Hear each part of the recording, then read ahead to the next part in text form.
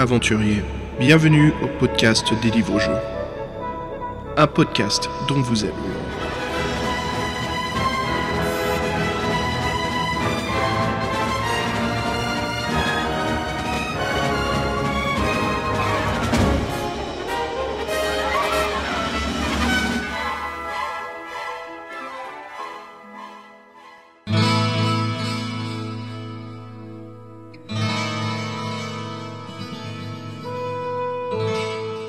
Salut les aventuriers et bienvenue dans un nouvel épisode du podcast dont vous êtes le héros. Épisode 41 d'ailleurs, donc c'est pas mal, on y est presque, on est épisode 50. Ce sera peut-être en 2018, on y est presque. Bah écoutez, nous voilà de retour, toujours à mes côtés Fred, comment ça roule ? Salut Xav, content de te voir, on réussit enfin à se capter, c'est vrai que c'était un peu compliqué à produire ce podcast, on rigolait entre nous, disons qu'il était un peu maudit. Bon, ça arrive au 41e, c'est pas grave, mais bon, on a un petit mois de retard là, quelque chose comme ça.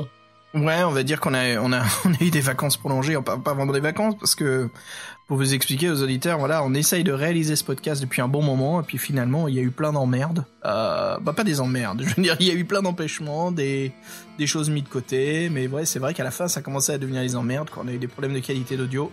Donc Fred, là, tu t'es rafraîchi avec du nouveau son.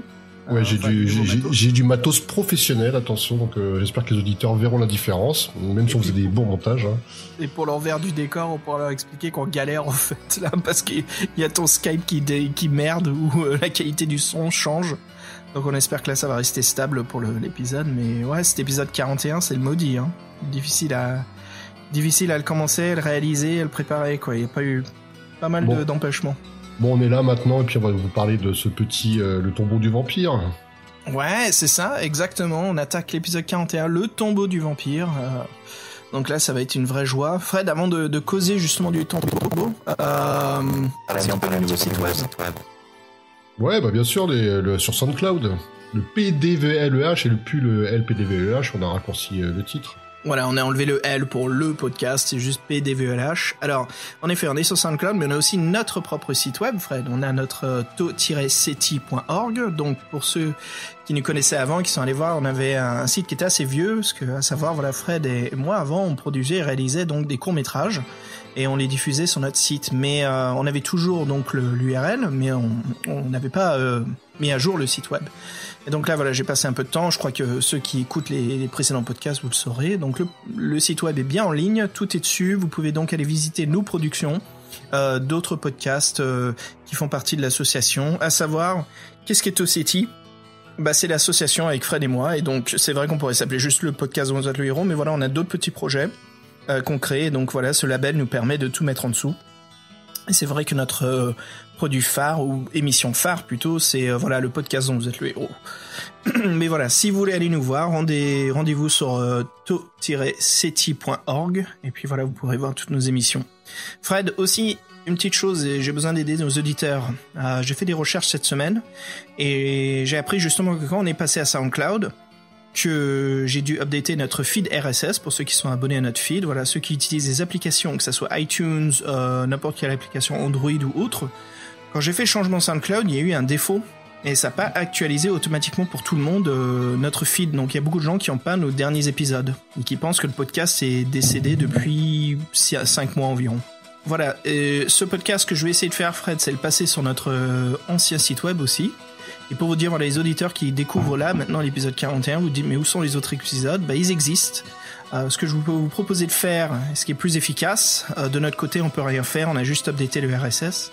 Mais si vous allez dans votre application d'audition, d'écoute de podcast, vous pouvez vous désabonner de l'ancien feed, voilà, si vous n'avez pas les nouveaux épisodes, comme l'épisode 40, et refaites une recherche du podcast dont vous êtes le héros, alors soit le podcast dont vous êtes le héros ou PDVLH, en dépendant des capacités de votre moteur de recherche de podcast. Et voilà, abonnez-vous donc au nouveau, vous verrez, il y aura donc cet épisode, l'épisode 41, l'épisode 40 et tous les autres. Donc voilà, on s'excuse encore pour ce petit souci, c'était pendant le grand déménagement, Fred, hein, avec le nouveau site web, voilà, le nouveau host de nos podcasts avec SoundCloud. On a eu quelques changements et je sais qu'on a perdu pas mal d'auditeurs. Et donc voilà, passez la nouvelle autour de vous, n'hésitez pas. Et ouais, aussi, c'est dommage.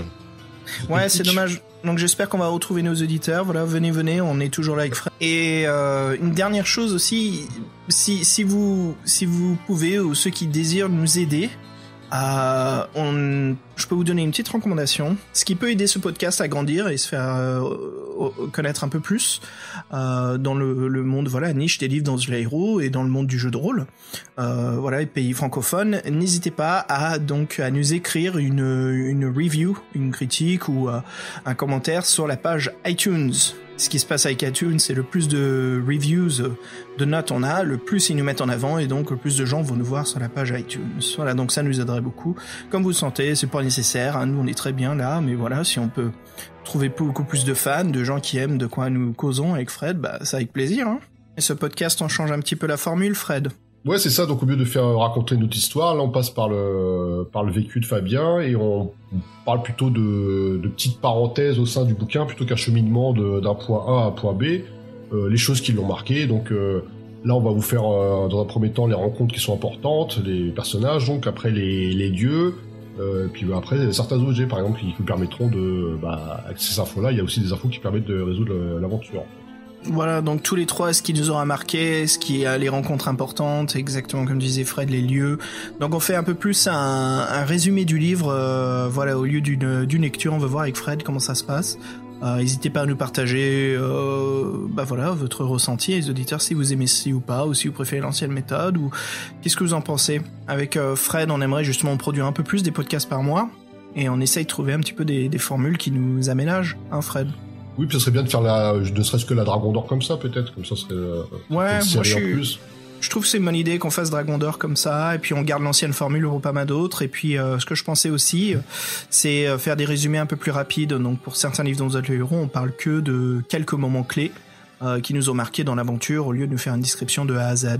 On s'excuse d'avance hein, pour ceux qui aiment cette formule, mais le problème avec Fred, c'est que ça nous prend beaucoup plus de temps. Contrairement à pas mal d'autres podcasts, nous on doit lire un roman plusieurs fois pour préparer un numéro. Donc voilà, ça nous fait pas mal de préparation pour la peine pourquoi on en sort qu'un par mois. Donc on aimerait en sortir un peu plus. On sait que vous aimez écouter notre émission, donc voilà, on essaie de trouver une formule qui se trouve un peu au milieu entre les deux. Comment parler d'un livre et en même temps produire un peu plus. Donc ce qui nous semble idéal, c'est de causer de moments essentiels, clés dans les livres de héros. Et puis voilà, certaines éditions, les faire un peu plus en résumé.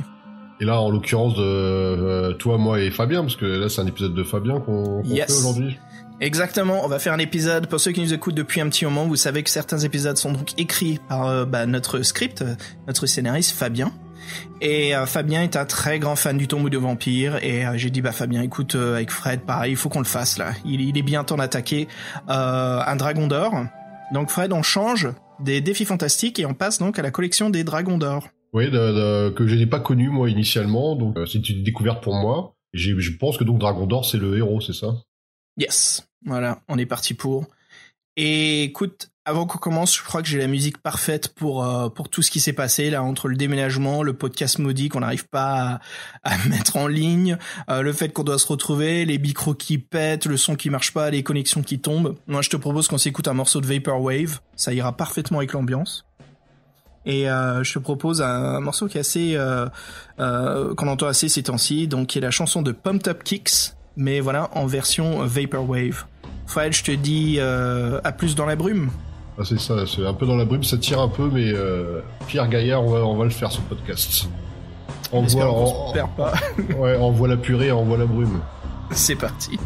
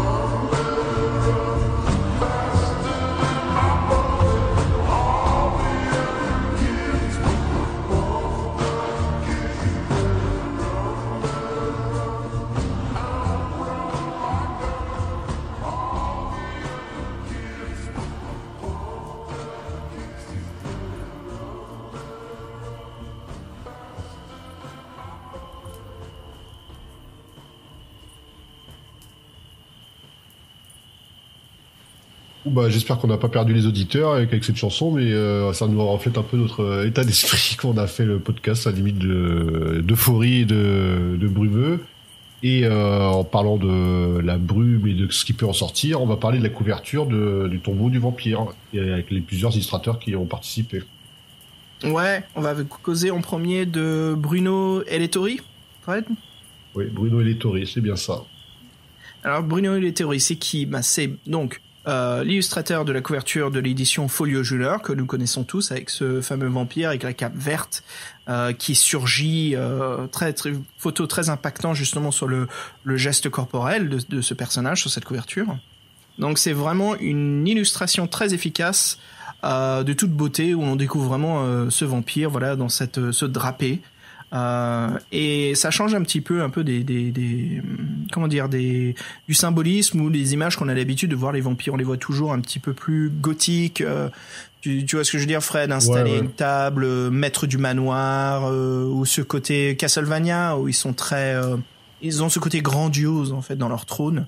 On a un côté beaucoup plus action ici. Le geste corporel du vampire qui est beaucoup plus dans la présence. C'est le vampire de Rick Fantasy, c'est pas le vampire gothique. Exactement, très bon point. Alors ce vampire, les dents et aux griffes acérées, le regard haineux, avec ses yeux rouges, et on voit bien qu'il est prêt à attaquer nous, le pauvre lecteur, qui nous sommes.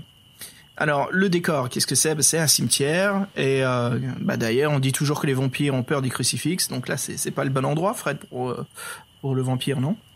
Mais il semblerait que lui, que chi que dalle, ça lui fait rien, donc encore un mythe qui s'effondre. Non, mais c'est marrant de changer un peu l'iconographie, surtout que la couverture est très bien, on comprend bien que c'est un vampire, de toute façon, et je pense que on comprend bien qu'il a tous les pouvoirs du vampire, c'est juste l'aspect qui est différent, mais bon, c'est bien de réinterpréter les classiques, comme on dit.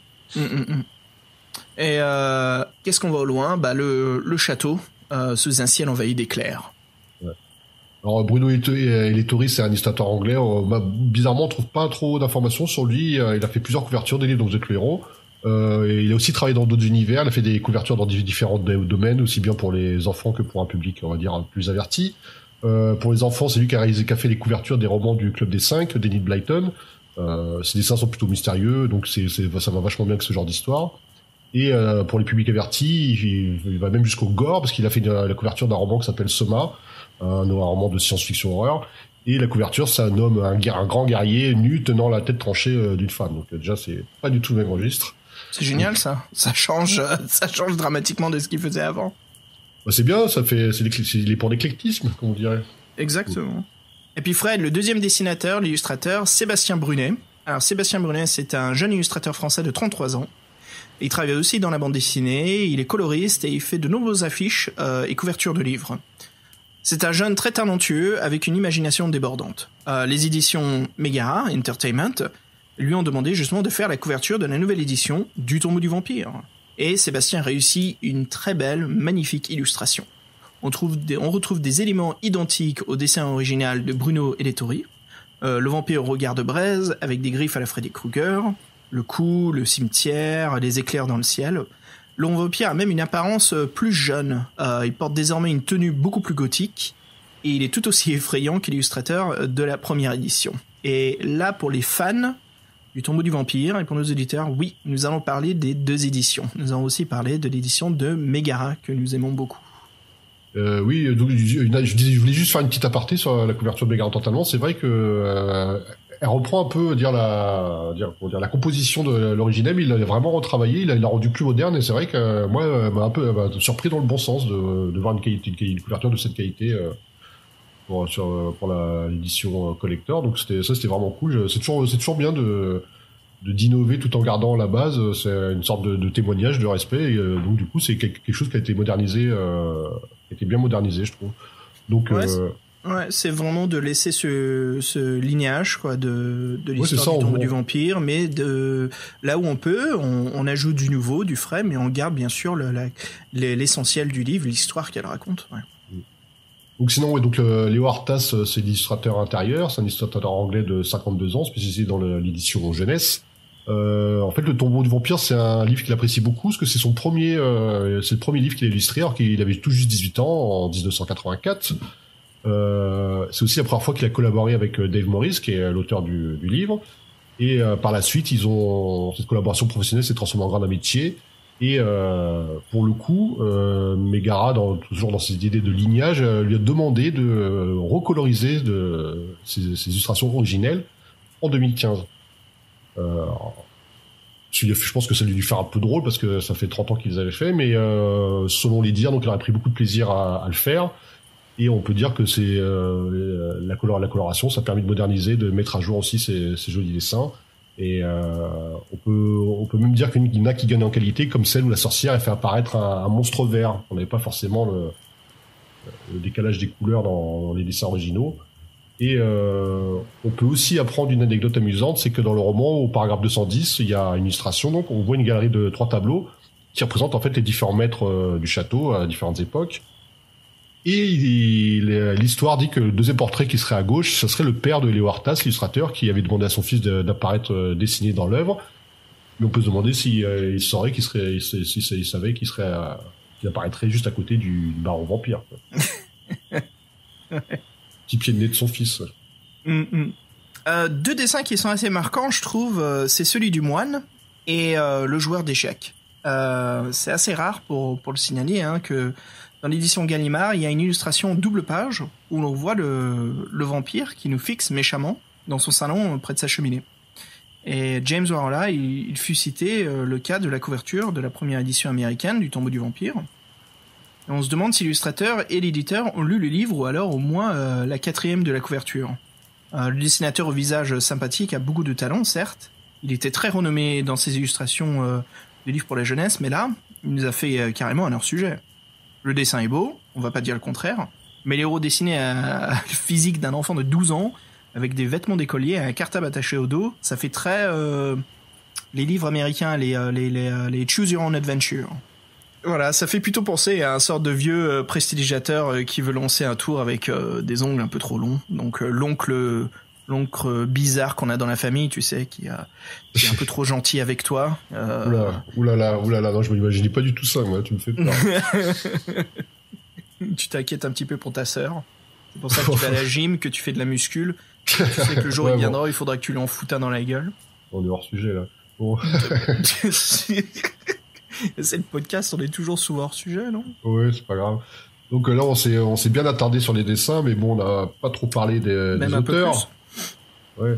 Oui, les auteurs, on en a des qualités en plus dans le monde des livres-jeux. Ouais, ceux-ci, oui, sont de Dave Morris, il a 60 ans maintenant.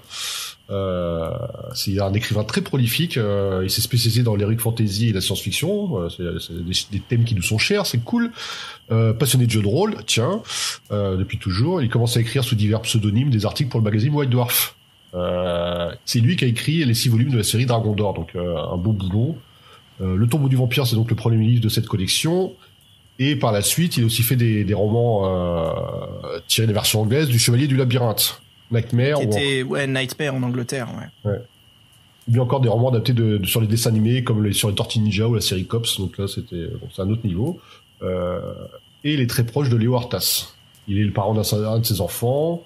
Et il collabore toujours actuellement sur un grand projet appelé Mirabilis, destiné principalement aux enfants et aux jeunes ados.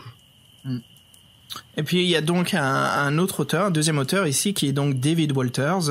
David, bien sûr, c'est un passionné d'histoire militaire et surtout l'Extrême-Orient, la Chine et le Japon, ce qui l'amène justement à faire de nombreux voyages là-bas, et d'où on le voit justement dans son inspiration et son style d'écriture. Il écrit beaucoup de romans sur l'univers des ninjas, des samouraïs, mais il n'hésite pas une seconde à écrire de nouveaux et de nombreux paragraphes pour la nouvelle édition du Tombeau du Vampire. Et bien sûr, sous l'œil avisé de Dave Morris. Alors Fred, cela nous amène, donc on vient de parler des créateurs, hein, les illustrateurs qui nous aident justement pour l'imaginaire et les écrivains qui nous racontent cette fantastique histoire que nous allons vivre. Mais qui est Dragon d'Or ? Qui est Dragon d'Or ? Donc Dragon d'Or, c'est un aventurier. Peu de gens savent son vrai nom, il semblerait. Beaucoup le craignent et donc l'ont affublé de ce pseudonyme de Dragon d'Or. Alors c'est encore un personnage qu'on joue qui est un peu lisse, donc on ne sait pas son âge, on ne sait pas d'où il vient. On dit qu'il a remporté tous ses combats, qu'il a sillonné le monde, il a relevé tous les défis et il a affronté tous les sorciers les plus coriaces et des tas de monstres. Donc en gros, c'est the boss de l'univers, mais il est très énigmatique. On sait que grâce à ses goûts pour les combats, donc c'est devenu une machine de guerre et qu'il a développé sa force, ses réflexes et son habileté. Donc en gros, on commence, on est une force de la nature, quoi. Avant de parler des synopsis de l'aventure, si on s'écoutait une chanson basée un petit peu sur les films de vampires. Tearfall, laquelle ? Ok. Quelque chose de... Alors, qu'est-ce qui se passe si on mélange l'adolescence et les vampires, Fred ? Si on mélange là, ça donne Twilight. Pardon. Non. C'est quoi le problème de ton cerveau là ? Je sais pas, tu me dis adolescence vampire, je pense à un teen movie, moi, merde. Mais non, de notre époque. Non, le mieux c'était Dracula. Ouais, je savais que t'allais me décevoir, ça, c'est pas grave. Oh là là. Non, est-ce que tu connais le film The Lost Boys ? Nine. Ok, The Lost Boys, c'est l'histoire d'adolescents à Los Angeles qui deviennent des vampires. Et ça a marché, ça. Bah ouais, parce que en fait c'est l'histoire des adolescents qui sont rock'n'roll, qui sortent boire des bières le soir, qui se baladent. Donc c'est des mecs cool, mais qui deviennent des vampires un peu plus rock'n'roll que gothiques. D'accord, donc tu vas mettre une bande son de ce film-là, c'est ça ? C'est ça, ouais. Je te propose le titre, qui met l'ambiance, qui s'appelle donc Cry Little Sister, donc pleure petite sœur. Et là, qui est interprété par le groupe de métal, le groupe de rock plutôt, LA Guns. Fred, je te dis à toutes. Yeah, tout à LA.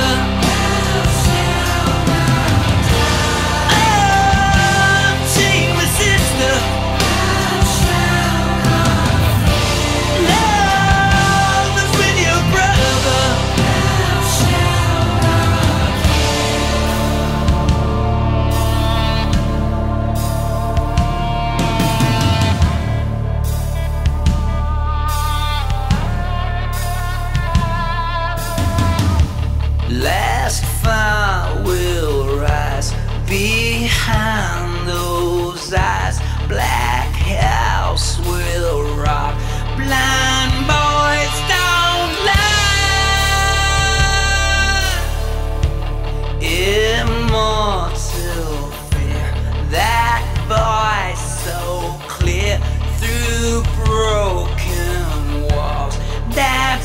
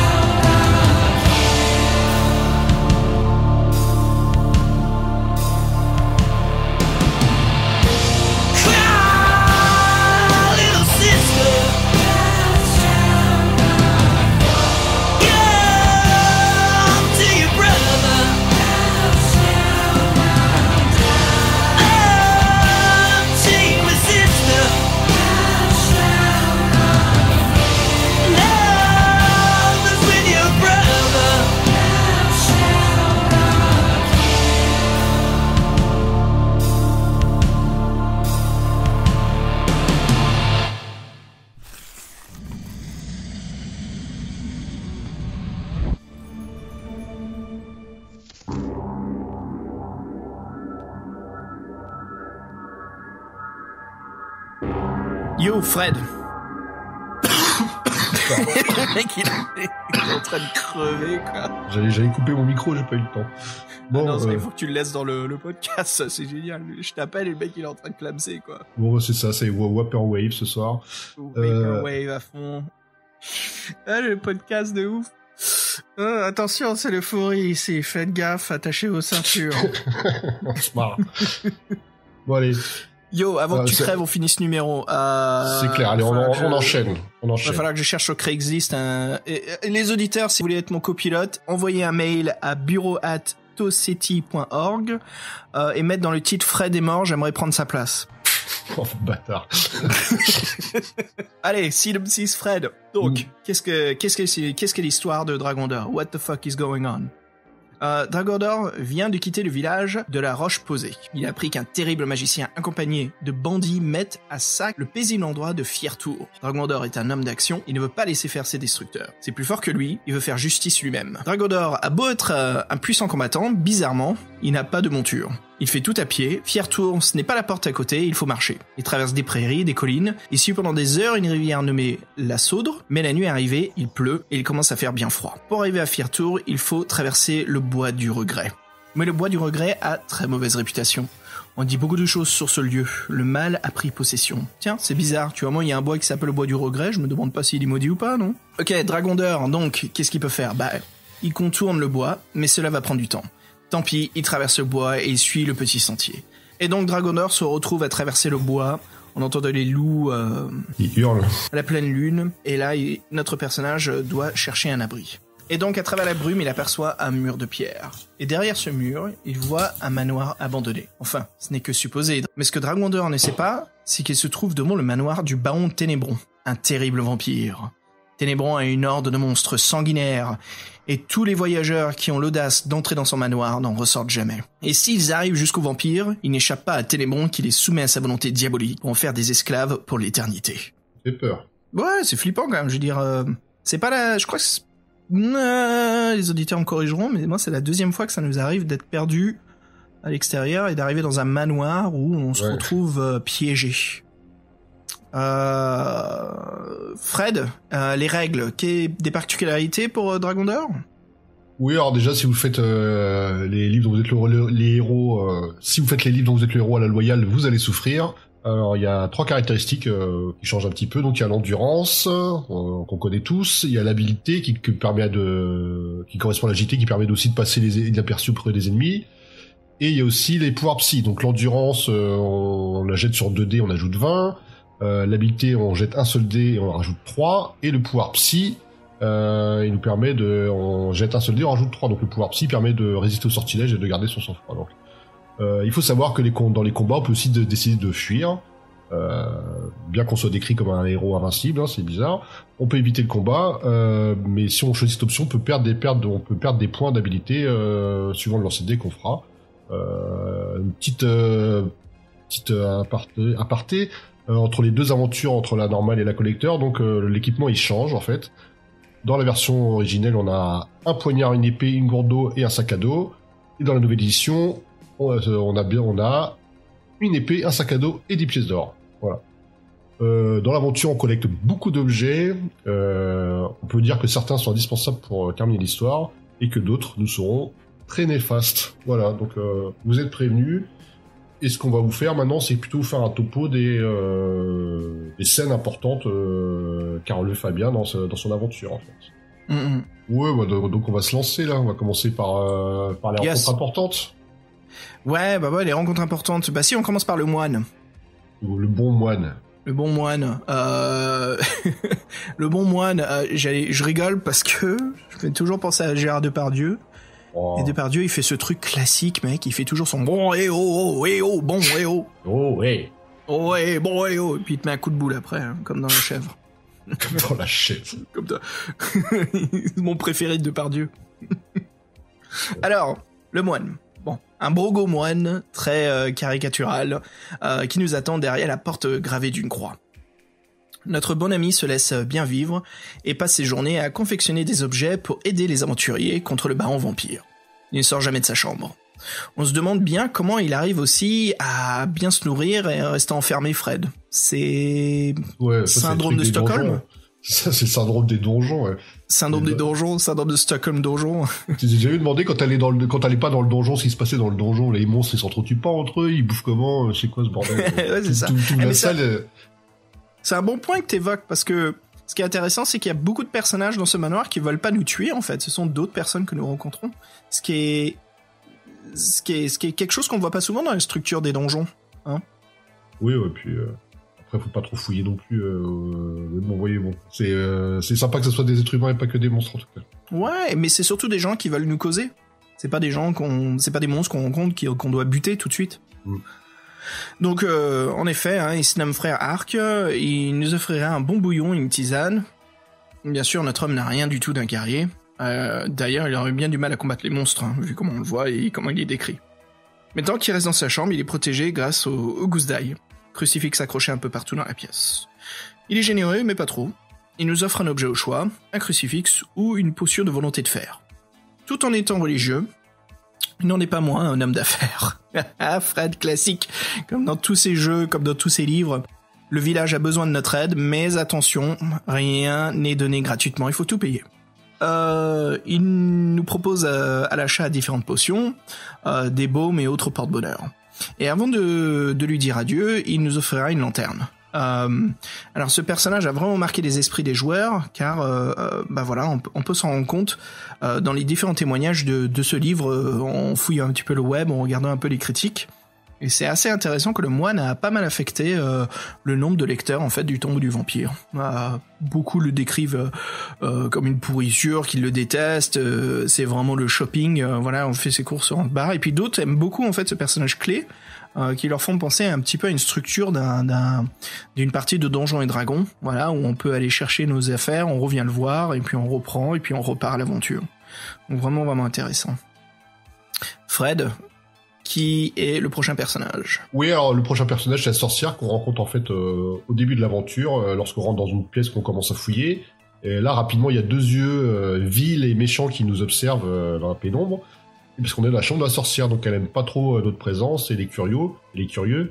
En même temps, on est en train de fouiller partout et de piquer ses chandeliers en argent massif, donc elle fait un peu la tête. Et donc, elle nous demande de partir en disant « Partez !» Et si sa voix vous laisse indifférent, vous pouvez rester dans la pièce, au mieux de partir comme elle le demande. Mais là, je pense que vous allez un peu le regretter. Alors, qu'est-ce qu'il y a dans sa pièce ? Elle a des parchemins, des formes magiques qu'elle tient. Et donc, en fait, ce qui se passe, c'est nous, on la menace de jeter ses parchemins au feu pour qu'elle nous bute pas, entre guillemets, quoi. Alors, il faut savoir que la sorcière elle est accompagnée d'un corbeau complètement déplumé qui ressemble à rien et qui lui obéit au doigt et à l'œil. Hein. C'est comme un peu dans la célèbre mandragore du Chevalier du Labyrinthe, qui est autre familier au lecteur. Et donc, il faut savoir aussi que la sorcière, c'est un ennemi qu'on peut retrouver plusieurs fois au cours de l'aventure, ce qui est toujours sympa. En fait, elle se cache dans une autre petite salle qui est fermée par une clé, plus loin dans l'aventure. Et spoil, faudra absolument donc détenir la petite clé en cuivre pour la trouver. Là, elle sera toujours en train de ricaner toute seule comme une folle. Et elle est en train de faire une mauvaise œuvre, parce qu'elle est en train de faire un espèce de chaudron rempli d'acide. Alors bon, nous en fiers héros, ce que vous faites direct, c'est qu'on la pousse ainsi que son corbeau déplumé dans l'acide, et et la réaction est foudroyante parce que rapidement, il reste plus rien d'eux, même pas un petit tas de carbone, tout. Donc là, on dit même qu'elles ont même pas souffert, ça se trouve. Donc ça, c'est dans la version où on gagne, parce que sinon, il y a une autre version où c'est elle qui vous tue. Et vous savez que vous allez servir de potion et que votre corps va être recyclé pour augmenter ses futurs pouvoirs diaboliques. En parlant de diabolique, si on parlait justement de notre antagoniste, le baron vampire Ténébron. Ténébron, c'est quoi le nom anglais juste? Je sais pas, on a pas. Je sais pas, tiens, je l'ai jamais lu celui-ci en anglais. Ouais, parce que d'habitude on fait VO, VF, et là c'est vrai que Voilà, on a fait VF, ouais. Écoute, autrefois, ce fut un homme cruel et sans pitié, étant qu'un simple mortel, et il voulait pas mourir, et conclut un pacte avec le prince des ténèbres. Et donc le baron devient un vampire depuis 2 siècles. Et il a beau être un monstre, il aime le confort, l'univers cossu d'un feu de cheminée et d'un bon fauteuil. Il a une bibliothèque remplie de livres démoniaques et malsains, sa voix est autoritaire, menaçante, et il a vraiment peur de personne. Il possède même une énorme trésorerie remplie de pièces d'or, de bijoux, de pierres précieuses. Et sa force vient justement de la possibilité d'hypnotiser ses victimes pour en faire des esclaves quand il les tue pas. Mais bon, un crucifix, de l'ail et une potion de volonté l'affaibliront, mais ça n'empêchera pas de gagner donc le combat final. Il y a qu'une seule façon qui peut être tué, et c'est par l'épée de légende Griffe-Feu, que bien sûr on trouve dans la salle des portraits. Car une simple épée peut le tuer, mais il reviendra aussitôt à la vie. Et donc la seule solution reste alors de courir vers son cercueil, Fred, pour le brûler. Et là, bien sûr, le vampire tombera alors en lambeaux. Donc à l'opposé du baron vampire ténébron, il y a le paladin et ses petites licornes. Les licornes, c'est tendance en ce moment, comme quoi en 83, il le savait déjà. Cool. Alors le paladin Ganelon, c'est un prince guerrier qui est saint en fait. Il a une petite salle très lumineuse dans le manoir où il repose dans sa tombe, avec un air pur et frais. Donc on peut aussi imaginer qu'il a dû combattre le baron ténébron et qu'il a perdu. Bon, on n'est pas sûr. En tout cas, il est là. Donc on voit que c'est un saint, parce que sa tombe elle est bénie, et son corps est bizarrement conservé. Donc il est comme s'il venait juste de mourir. Il porte sa tenue de combat, et vous sentez un peu son esprit, et il n'est pas contre que vous lui empruntiez son arme fétiche. Donc vous sentez un peu, pas obligé, mais continuer sa lignée. Donc vous lui prenez son épée avec sa bénédiction, et là vous dites, bon, j'ai une épée, mais il me faudrait un bouclier. Et vous cherchez celle du paladin, parce qu'un paladin ça a une épée bouclier, vous la trouvez pas. Alors vous avez différents choix, et en fait vous pouvez avoir la solution si vous retirez le suaire qui recouvre le corps du défunt, et en fait votre corps il commence à s'enfoncer dans la tombe, et ce qu'on appelle la malédiction des pierres suceuses. Je pense que c'est la traduction française, ou sucking rocks, ça serait en... Ça fait bizarre, hein. Ouais, sucking rock, fucking rock. Donc les pierres suceuses. Donc il faut se laisser en fait absorber par la tombe, et en dessous on tombe dans une autre pièce secrète, lumineuse, et là on trouve le bouclier avec l'armoirie des paladins, qui sont donc 2 petites mignonnes licornes. Franchement, tu perds toute crédibilité avec 2 licornes. Donc les licornes, elles apparaîtront d'ailleurs plus tard au lac des zombies pour vous aider. Elles vont se sacrifier pour purifier ce point d'eau qui vous permettra de récupérer des rations. Et dans le paragraphe, l'auteur insiste beaucoup sur l'émotion que ça procure à Dragondor qui voit ces braves animaux se sacrifier pour lui. Et puis Fred, causons un petit peu du prêtre noir. Donc c'est le personnage inédit dans la version collector. Il s'appelle Cadran et se surnomme le prêtre noir. Alors, comment le décrire ? C'est un vieil homme banni de la confrérie des prêtres. Ses idées étaient trop radicales, et donc il n'a pas été approuvé par les siens. Et voilà, même pas pardonné, rien du tout, il se fait rejeter. Qu'est-ce qui se passe ? Il se retrouve à traîner dans le château. Alors il est muni d'un crucifix et d'un bâton en argent, ce qui est parfait, hein, vu l'endroit où il est. Il est assez puissant, et il sait bien sûr se protéger du mal.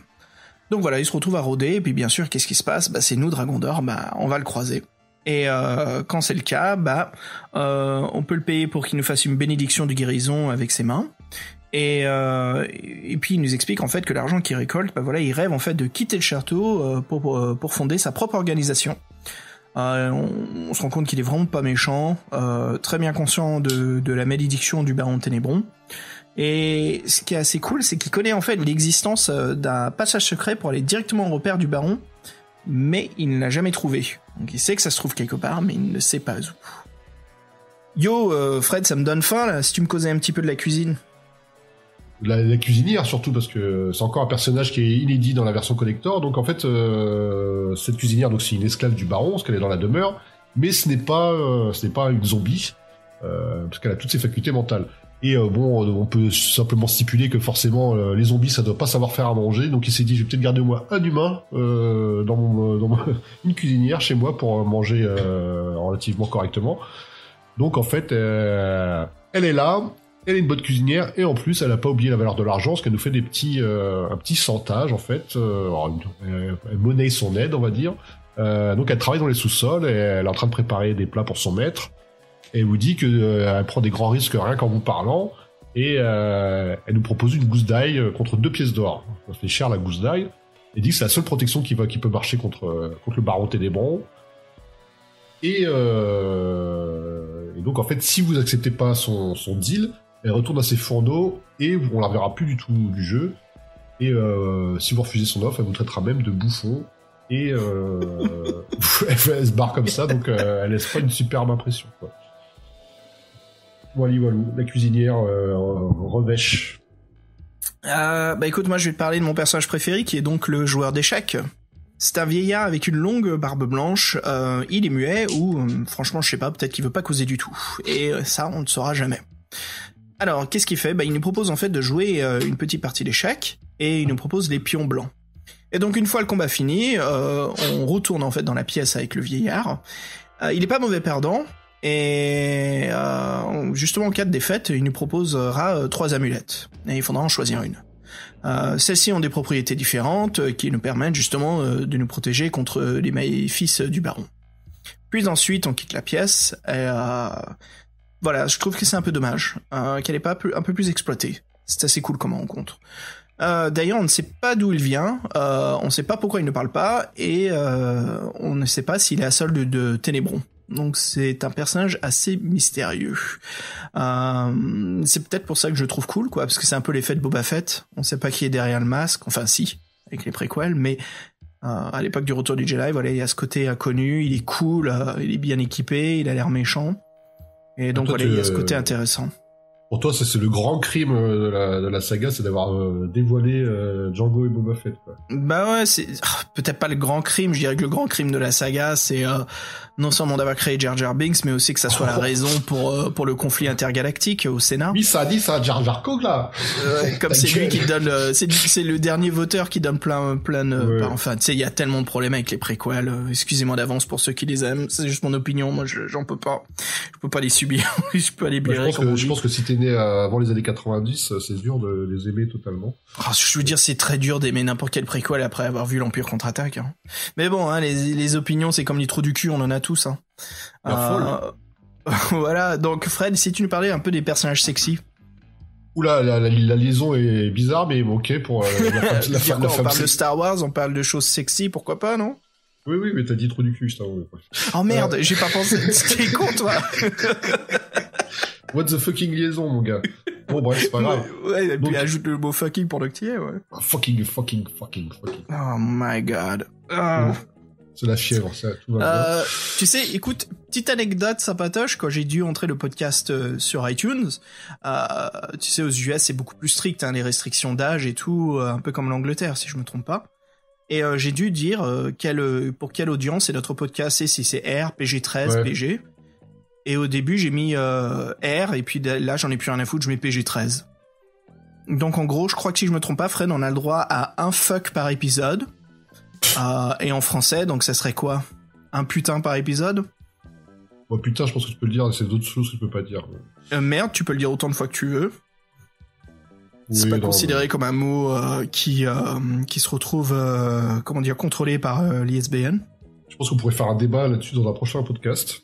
Non, on va le faire maintenant, là, on va prendre 1 heure et puis on va causer. Alors, la femme rousse. Alors, la femme rousse sexy, c'est encore un personnage inédit de la version collector.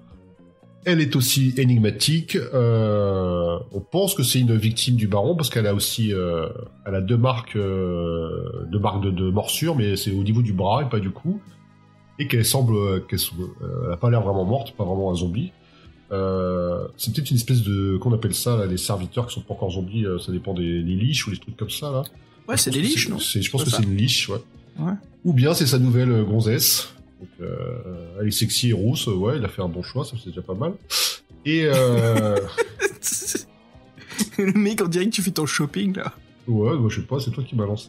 Bon alors, donc faut savoir que donc là, elle est quand même, elle est inanimée, donc elle est protégée par un tueur au hachoir à viande. Dont il faut se défaire. Donc par la suite, on vous propose de trancher le cou de la femme pour s'assurer qu'elle ne transformera pas en vampire, ou de rien faire et poursuivre son chemin. Il faut savoir que si on nous tranche le cou, en fait, ça va asperger notre tenue de guerrier de son sang. Et lors du combat final contre le baron Ténébron, en fait, ça va l'exciter direct, le sang, donc il va être plus fort, il gagnera 2 points supplémentaires lors de la première attaque. Donc on peut dire que c'était un petit piège, cette femme rousse sexy, comme il y en a souvent dans les livres dont vous êtes le héros. Voilà. Et puis bien sûr, à force de rencontrer des personnes comme ça et de se balader à travers les couloirs, on récolte des objets, hein, comme toute aventure. Et Fred, si on cause un peu voilà quelques objets qui nous ont marqué tous les trois. Et écoute, je vais commencer par le casque d'or. Donc le casque d'or, on le trouve lors d'un combat avec un squelette, classique Jason et les Argonautes. Voilà, on fouille une petite pièce où on a eu ce combat, il y avait des étagères et tout, et puis là on trouve le casque. Le squelette qui montait la garde, en fait, essayait d'empêcher le vol du casque, on se dit, hein, vu qu'il y avait que ça dans la pièce qui était le plus intéressant. Et puis on apprend au cours de l'aventure que en fait c'est un home de vérité qui nous protège contre les illusions, ce qui est assez chouette comme objet. Je crois que j'ai dit ce qui est assez chouette comme objet, donc ce qui est assez chouette comme objet. Ah, Fred, j'en peux plus, il est vraiment maudit cet épisode.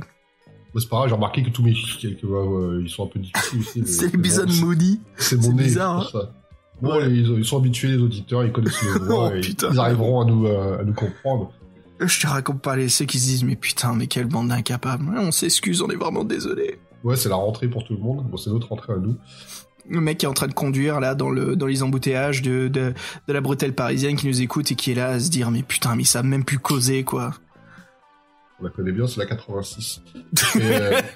Qui fait comme un anneau de Moebius. Il y a un objet, allez, on va enchaîner. Il y a un objet qui lui permet qu'on trouve dans la salle de la sorcière. Il est en cuivre, l'anneau de Moebius. Donc l'anneau de Moebius, c'est un symbole de l'infini, en fait. Hein. Et merci, grâce à lui, merci, capitaine, ouais. je savais pas. C'est juste pour t'emmerder, je suis désolé. Oui, je sais, je te connais par cœur. Et donc, cet objet-là, il permet de se défendre contre les loups aux ordres du baron, ou bien qu'on retourne dans la forêt plus tard, ou bien contre les apparitions fantomatiques comme le spectre, qui absorbent notre énergie corporelle. Alors, sachant que c'est un objet à usage unique, et dès qu'on s'en est servi, il disparaît. Et puis, dans la lignée de Castlevania, on a aussi donc le crucifix, qui nous est donné par le moine.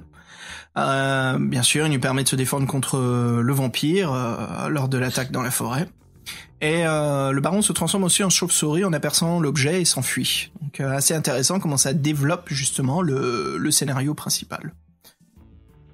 Donc après il y a un objet qui est un peu maudit qui est le rubis quoi, qui est plutôt pas le rencontrer pendant l'aventure, surtout ne pas le toucher.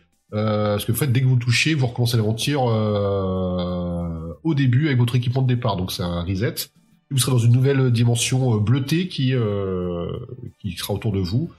Et sachant que le rubis, vous le rencontrez quand vous êtes à la toute fin de l'aventure. Donc ça casse un peu la motivation. Non, merde. Écoute, comme tu disais, fin d'aventure, on va retourner un petit peu au premier point, et puis maintenant, après avoir discuté des personnages et des objets, si on parlait un petit peu des endroits qui sont un peu plus insolites que les autres. Ouais, il y en a quelques-uns, donc je te laisse faire. Tu veux que je démarre, ouais. J'en ai un là qui est pas mal. Le bassin. Bon, franchement, Fred, c'est pas l'endroit le plus important du jeu. Mais l'anecdote est assez amusante. Donc c'est un bassin où bien sûr on peut jeter des pièces si voilà on veut faire un vœu, une chose très romantique qu'on fait beaucoup, que ce soit les centres commerciaux, les fontaines publiques ou à l'extérieur des mairies. Hein. Et là justement on passe devant et puis on peut si l'on veut ramasser les pièces ou en mettre. Donc si on ramasse les pièces, tant mieux pour nous. Mais si on les jette dans le bassin, mais qu'est-ce qui se passe en fait? On voit un reflet d'un visage diabolique qui apparaît dans l'eau, un peu comme dans un film d'horreur italien. Et justement, le visage vient pour nous prévenir que le propriétaire n'a pas de bonnes intentions. Mais bon, là, je veux dire, on s'en doutait un petit peu, non? Donc, moment assez un petit peu intéressant, je trouve, comme quoi, voilà, l'argent c'est précieux. Des fois, en voulant le jeter dans le bassin, pour ce côté romantique, c'est un peu une perte, parce que des fois, les choses que l'on rêve d'obtenir sont pas aussi intéressantes que l'on pense. Bah, c'est clair, parce que l'information qu'il nous a donnée, le démon, c'était pas terrible. Donc, moi, il y a une petite salle dont je voudrais parler, qui est la petite bibliothèque. Alors, sachant que la bibliothèque, les fauteuils sont composés d'eau humain, donc on n'a pas trop envie de s'asseoir dessus. Donc, on apprend quelques infos dans cette petite bibliothèque. On apprend qu'en fait, il faut mieux éviter les potions rouges, que les potions vertes ou bleues ont des effets bénéfiques, et que pour combattre un spectre, il vaut mieux avoir une armure d'argent. Donc ça, c'est des petites informations qui sont beaucoup plus intéressantes que celles du bassin où on a perdu des thunes pour rien, par exemple. Et puis une autre pièce, discutons justement d'une scène inédite en fait dans la version collector, bah, c'est la pièce du registre. Donc c'est en fait c'est une pièce qui peut finir au drame. Donc il y a un registre qui est placé avec un plumier et de l'encre, et puis un grimoire sur le côté. Où il y a une liste en fait de noms et qui est notée sur chaque page, un peu comme un registre bancaire ou d'hôtel. Et donc on se dit probablement que ce sont des aventuriers qui sont déjà passés là, qui ont fait des achats, on ne sait pas, hein, ou peut-être un hôtel, c'était peut-être une résidence. Et à côté de chaque nom en fait se trouve une date. Et là c'est assez flippant, notre nom y figure mais sans la date. Et on peut décider donc de rajouter la date de ce jour. Et si vous inscrivez votre date, en fait, c'est la date de votre décès, c'est irréfutable. Et donc voilà, vaut mieux se barrer de cet endroit parce qu'on vient de retrouver en fait le grimoire maudit, ce qui me fait penser un petit peu au manga très connu qui s'appelle Death Note. Que je ne connais pas. Génial, super Fred, merci. Si, que je connais, mais de nom seulement, donc je peux pas... Non, c'est génial, ce podcast est vraiment très intéressant, j'aime bien comment on peut partager des moments de pop culture ensemble. Ouais, non, mais tout ce qui est japonais, j'ai 25 ans de retard, donc à la base... crois-moi, t'as un petit peu plus que 25 ans de retard. Oh, excuse-moi. Ok. T'as la chance d'être loin de moi sans faire une petite calotte, là. Le mec, s'il veut me taper, il est obligé de prendre un ticket d'avion, quoi. Ça revient cher. Un jour, on aura la solution, tu vois. Oh merde. Alors Fred, ce qu'on aime bien passer dans ce podcast, en fait, c'est de la zik. Et puis il y a une salle bien mystérieuse, non ? Là-dessus. C'est ça, c'est la salle de zik, la salle de musique. Et salle bien mystérieuse qu'en fait, avant d'entrer dans cette pièce, on vous propose de fouiller votre inventaire, votre sac à dos. Et on vous propose d'utiliser 3 objets que vous pouvez avoir en votre possession. Donc il y a de l'or, il y a du fromage et une potion de volonté. Alors on a différents choix. On vous donne les petites combinaisons qu'on peut faire. Donc le manger le fromage ça sert à rien. Par contre, on peut se le mettre dans les oreilles. Pourquoi ? Ça on le saura plus tard. La potion de volonté c'est une bonne option parce que la salle est dangereuse et on va vite s'en apercevoir. Donc on rentre dans la salle de musique et là la salle est toute propre, immaculée. Le sol est un miroir et en fait il y a des cristaux bleus qui sont incrustés dans le mur. Bon, même sur des cupides et on pourra pas les récupérer, on peut pas les enlever du mur. Et en fait, il y a une scène avec 4 squelettes habillés en costume de velours qui jouent en continu, sans s'interrompre, une musique composée par le baron Ténébron lui-même. Donc il y a un joueur de clavecin, 2 violonistes et il y a un squelette qui joue des percus avec des baguettes sur le crâne du joueur de clavecin. Donc en fait, le danger de cette salle, c'est qu'il faut pas du tout écouter la musique. On aperçoit un pauvre chevalier en état de poussière qui est l'unique spectateur de ce concert morbide. Et donc si on s'est mis le fromage dans les oreilles, donc on n'entend pas la musique, avec la potion de volonté, on doit pouvoir résister. Et donc au pied des musiciens, on peut trouver une flûte en or. Et comme les squelettes n'ont pas de souffle, on comprend vite fait qu'on peut leur emprunter sans subir de représailles. Donc le fromage dans les oreilles, il faut quand même y penser, c'est un peu tordu. C'est dégueulasse. C'est dégueulasse parce que t'es un Américain qui dit ça y est. Non, j'aime beaucoup le fromage, mais dans la bouche, pas dans les oreilles, quoi. Putain, je pense que ça... C'est débile. Allez, si je cause un petit peu plus d'une autre scène inédite, en fait, dans la version collector, qui est donc, Fred, le mausolée. Et là, justement, Fred voulait nous placer un petit peu de latin, et j'ai peur de charpiller ce qu'il nous a écrit. Donc je vais reprendre un petit peu mes cours de lycée, ce qui fait bien longtemps. Contra vim mortis non cretis herba in ortis. Et voilà, c'est ce qu'on trouve comme inscription sur la plaque à côté du mausolée. C'est une phrase bien sûr qui vient du latin et qui veut dire « La puissance de l'herbe ne pousse pas dans les jardins ». Alors j'ai une question, c'est quoi la puissance de l'herbe ? Oh, je crois qu'on sait tous les deux ce que c'est, la puissance de l'herbe.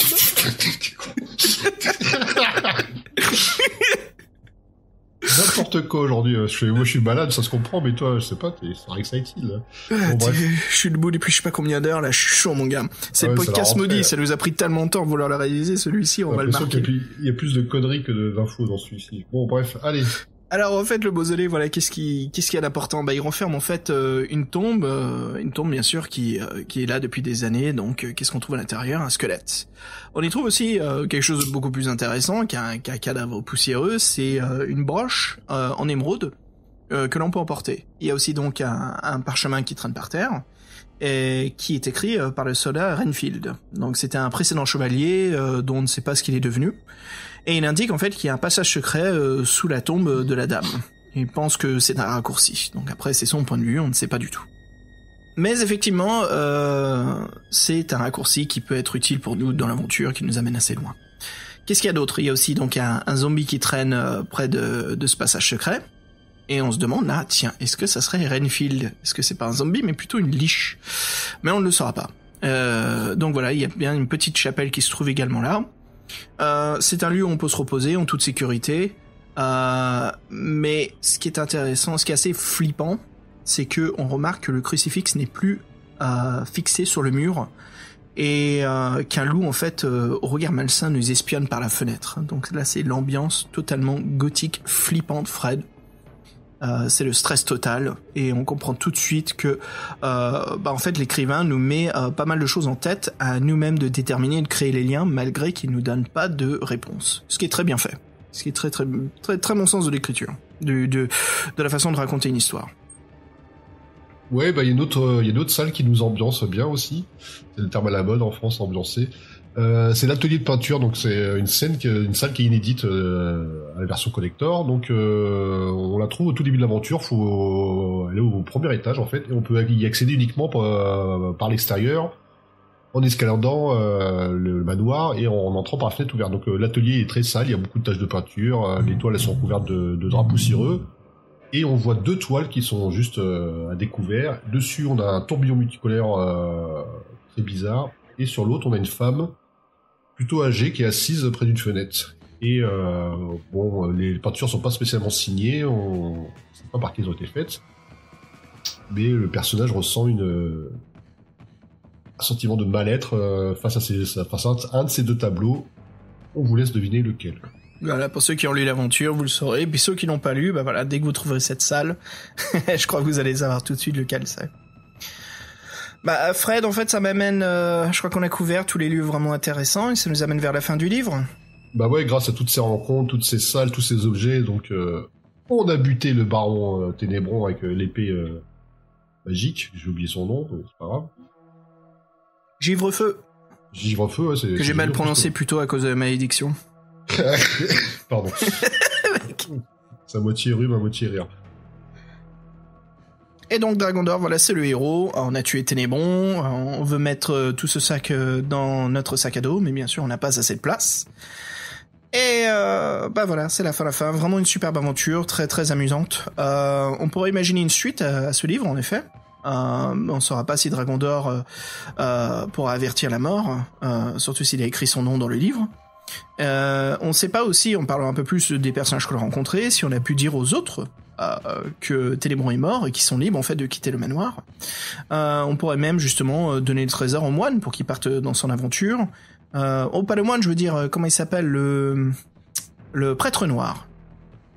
Le prêtre noir, justement, pour qu'il aille se balader. Voilà, vraiment chouette aventure. Donc, si vous vous souvenez, Dragondor avait pour but en fait d'aller à Fiertour pour délivrer la ville de ses bandits, et puis c'est par hasard qu'on se trouve dans ce manoir du baron. Donc en fait c'est un peu comme un jeu vidéo, ça serait une quête secondaire ce qui t'est arrivé. Donc voilà, on bute le seigneur Ténébron, et Dragondor veut justement s'accorder un peu de repos. Et aux oubliettes à Fiertour, voilà. Aux oubliettes. Ouais. Et donc voilà, ce qui nous laisse place pour le deuxième livre. Fred, anecdote amusante, dans l'édition Folio, Dragondor ne prend que quelques jours de repos. et dans l'édition corrigée, on parle de plusieurs semaines de repos. Donc une petite différence quand on lit un livre à la suite, hein, c'est ce repos, cette relaxation en fait qu'on a de notre personnage j'allais dire âgé, mais c'est pas autant que ça. Mais c'est un peu plus un repos d'une aventure à une autre, quoi. Il y a quand même une petite pause. C'est pas une aventure qui démarre au chapeau de roue. C'est plus logique aussi, parce que si... Après, c'est un warrior, Dragon d'Or, donc peut-être qu'il se rétablit vite, mais bon. Pas une telle quête. Et si on parlait un petit peu de l'édition de Megara, le collector surtout, Fred? Bah déjà, chouette initiative. En plus, elle est récente. Bon, récente, oui, elle était éditée en janvier 2017. Franchement, c'est une très belle réédition, hein, couverture cartonnée. À part la feuille d'aventure, toutes les illustrations elles sont en couleur, donc le travail a été refait dessus.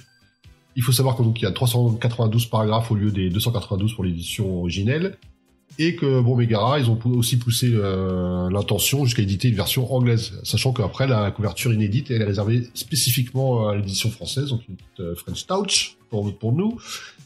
Et nous, ce qu'on a constaté, c'est que les nouveaux paragraphes ils apportent un plus, hein, concrètement. L'histoire elle est plus fun, et petite anecdote, qu'il y a un côté un peu un fil rouge qui suit la version collector, c'est qu'en fait pendant toute l'aventure on est surveillé pendant le parcours par des chauves-souris en fait qui n'arrêtent pas de nous suivre, qui sont sur nos talons ou en train de nous épier dans chacune de nos des salles qu'on découvre et des personnes qu'on rencontre. Donc une petite dimension beholder supplémentaire. Ouais, et c'est chouette comme détail, franchement. Ouais, en effet, ce qu'on se rend compte, Fred, dans cette nouvelle édition, surtout collector, c'est l'atmosphère qui est travaillée et améliorée en fait du livre d'origine. Donc beaucoup plus de mise en scène et d'ambiance, surtout avec ces nouvelles pièces qui servent justement à travailler cette cause-là. Donc voilà la conclusion de ce livre. Pour parler un peu de notre scénariste, Fabien. Et j'aimerais partager justement avec vous ce que Fabien pense de ce livre, car c'est très important pour lui. Et voilà, c'est un grand souvenir de nostalgie. Et donc dans les mots de Fabien, voilà, il nous dit qu'au départ, c'était la très belle couverture du livre qui l'avait tapé dans l'œil. Il ne savait pas si c'était un livre-jeu, mais il l'a vu à la bibliothèque municipale. Et en lisant le synopsis, il s'est rendu compte que l'histoire allait lui plaire immédiatement.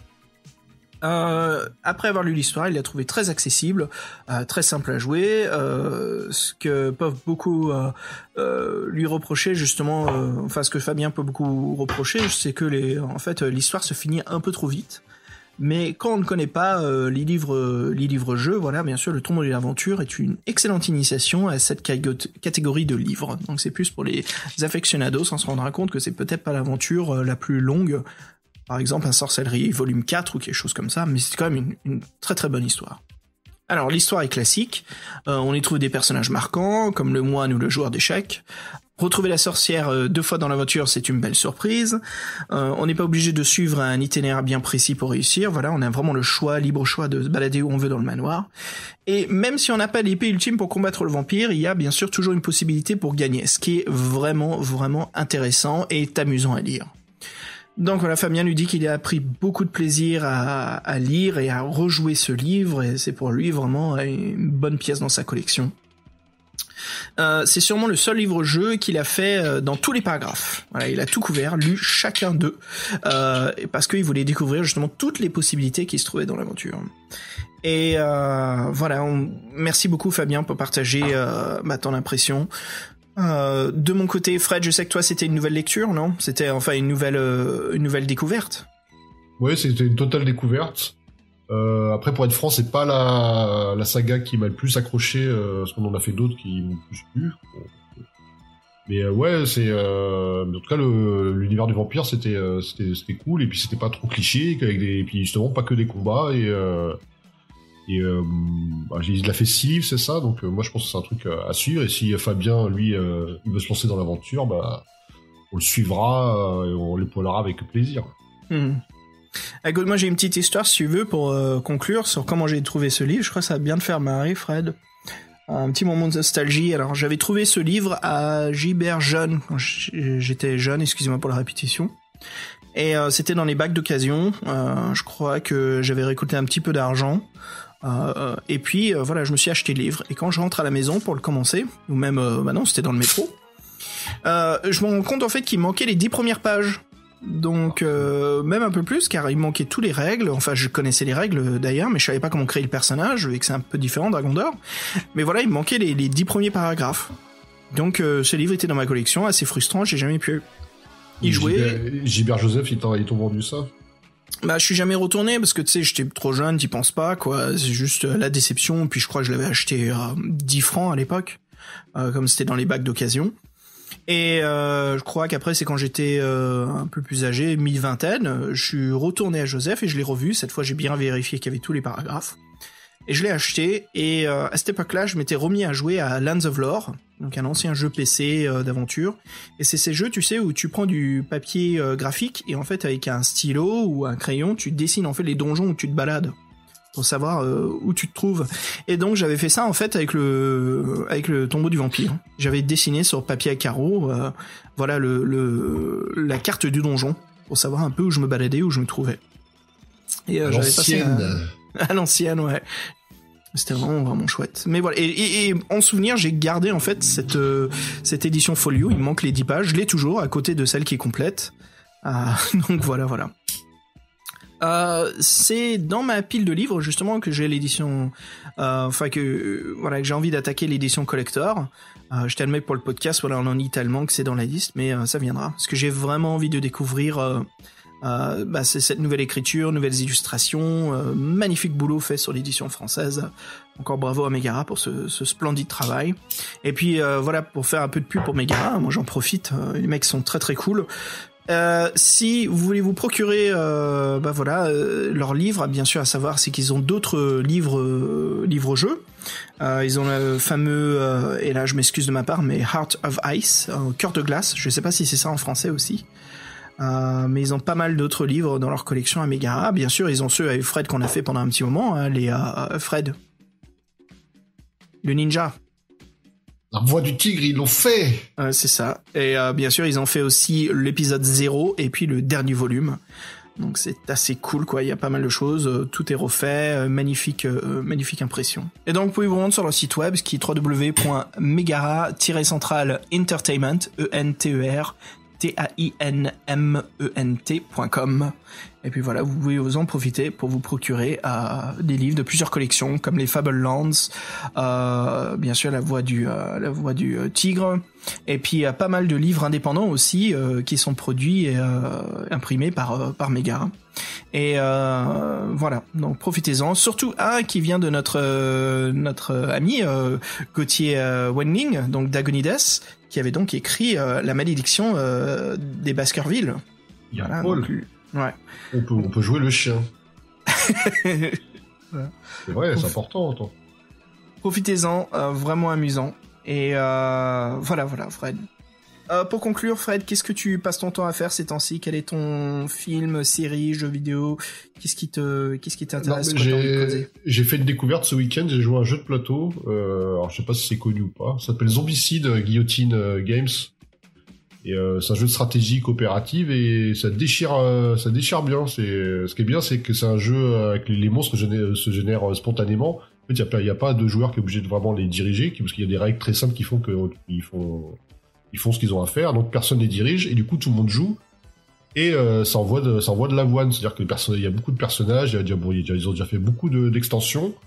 Et franchement, on prend du plaisir assez rapidement. Et c'est vraiment très très tactique. On sait rapidement si la partie est perdue ou pas. Nous, pour info, on a fait 4 parties, je crois, en 6 heures, on en a gagné une. Donc, et pourtant, genre, t'es sur la même case et selon les tours, tu t'échanges les objets pour avoir le plus d'efficacité. Voilà, donc c'est vraiment du tactique pur. Et au début, t'as une espèce de progression par nombre d'ennemis tués. Au début, tu dois voir que pour être au dernier niveau, il faut en tuer 47.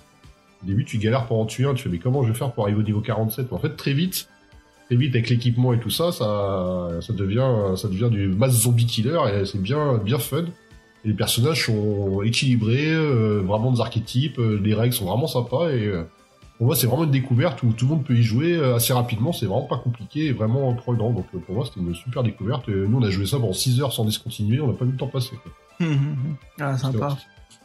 Écoute, moi c'est plus du domaine du jeu vidéo, ça va nous ramener à La Voix du Tigre. Je me suis procuré un petit roman sur la PlayStation 4, Shadow Warrior 2, donc voilà, où on joue Wang, qui vient du studio de 3D Realms à l'époque, qui étaient les gars qui ont fait Duke Nukem. Donc là, bien sûr, c'est un jeu très à jour, graphiquement bluffant, surtout si vous l'avez sur PC. Downgradé un petit peu pour la PS4, hein, parce que, mon dieu, les graphismes sont tellement beaux que la PlayStation elle a du mal à les gérer. Mais vraiment très amusant. J'ai l'impression de jouer notre personnage de la Voix du Tigre. On a plein d'armes. Alors les armes sont complètement débiles ou loufoques. Fred, t'as une arme. C'est un gant que tu mets autour de ta main et t'as un anneau de feu, mécanisme cyberpunk, et en fait ton poing devient un laser de chaleur.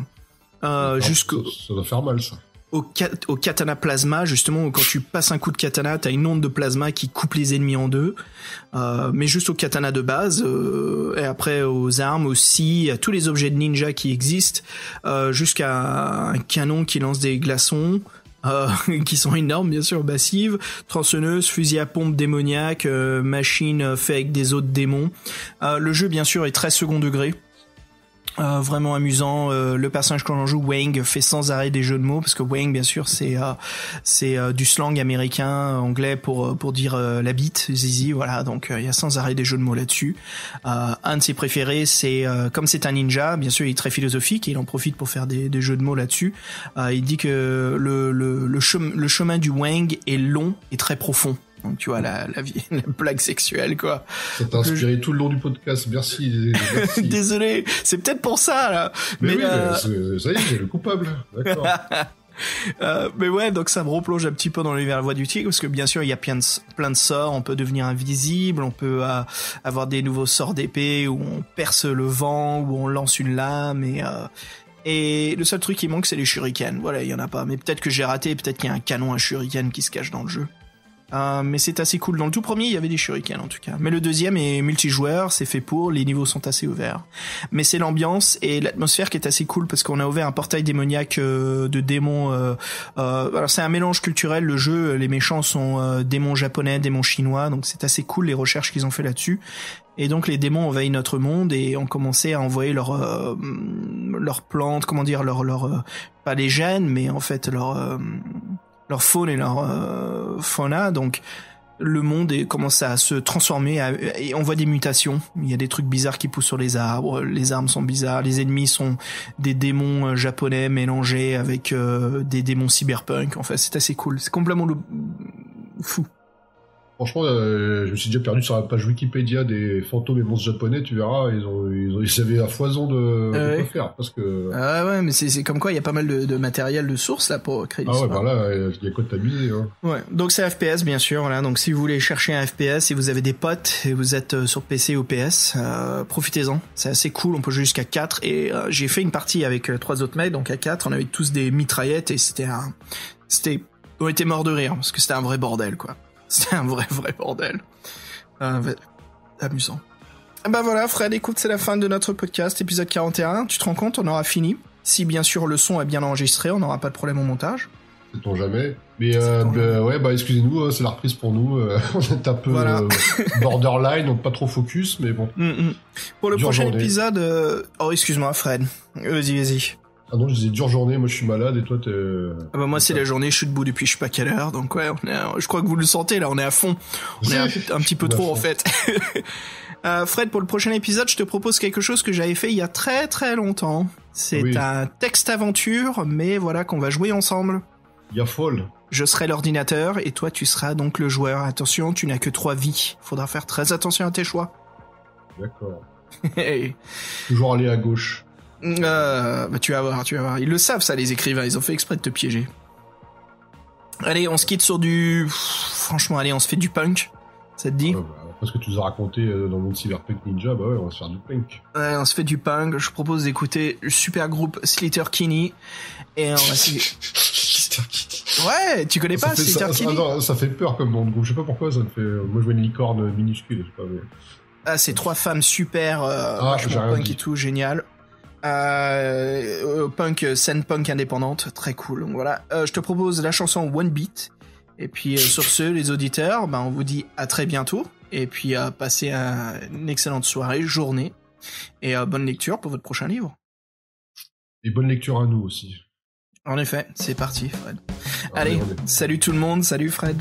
Allez, on est parti. Tchuss. Salut.